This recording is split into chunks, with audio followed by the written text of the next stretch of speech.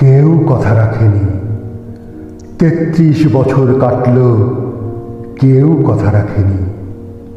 ছোটবেলায় এক বৈষ্ণবী তার আগমনী গান হঠাৎ থামিয়ে বলেছিল, শুক্লা দ্বাদশীর দিন অন্তরাটুকু শুনিয়ে যাবে।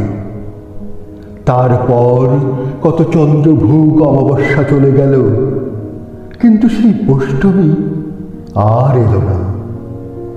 25 বছর প্রতীক্ষায় আছি। মামাবাড়ির মাঝি নাদের আলী বলেছিল, বড় হও দাদা ঠাকুর, তোমাকে আমি 3 প্রহরের বিল দেখাতে নিয়ে যাব। সেখানে পদ্ম ফুলের মাথায় সাপ আর ভ্রমর খেলা করে। নাদের আলী, আমি আর কত বড় হব? আমার মাথায় ঘরের ছাদ ফুঁড়ে আকাশ স্পর্শ করলে তারপর তুমি আমার 3 প্রহরের বিল দেখাবে। একটাও রয়্যাল গুলি কিনতে পারিনি কখনো। লাঠি লজেন্স দেখিয়ে দেখিয়ে চুষেছে লস্কর বাড়ির ছেলেরা।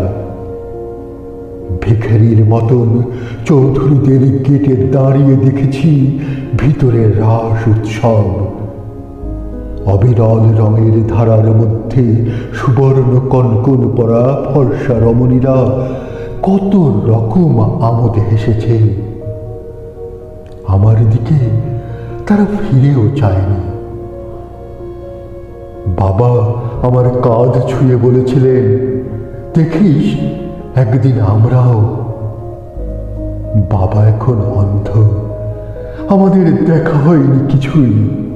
সেই রয়্যালগুলি, সেই লাঠি লজেন্স, সেই রাস উৎসব আমাকে কেউ ফিরিয়ে দেবে না।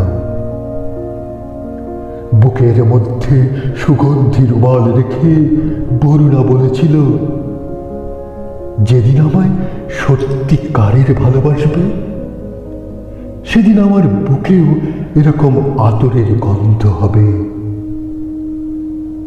ভালোবাসার জন্য আমি হাতের মুঠোয় প্রাণ নিয়েছি। দুরন্ত ষাঁড়ের চোখে বেঁধেছি লাল কাপড়। বিশ্ব সংসার তন্ন তন্ন করে খুঁজে এনেছি 108টা নীলপদ্ম। তবু কথা রাখেনি বরুণা।